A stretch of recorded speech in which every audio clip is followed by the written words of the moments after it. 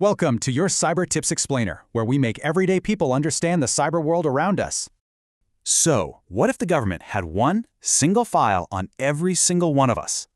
Not just for voting or taxes, but for, well, pretty much anything they wanted. Well, believe it or not, it was revealed a database just like this was secretly built.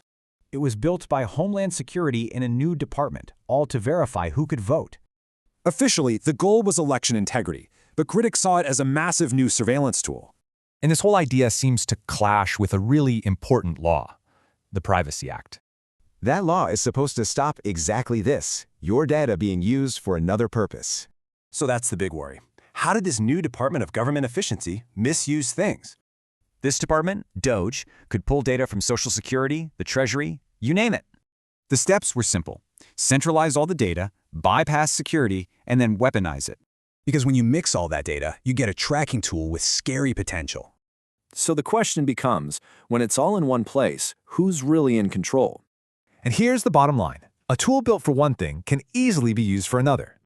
Subscribe to this channel. Like and share this video with someone you deeply care about to have a foolproof cyber defense.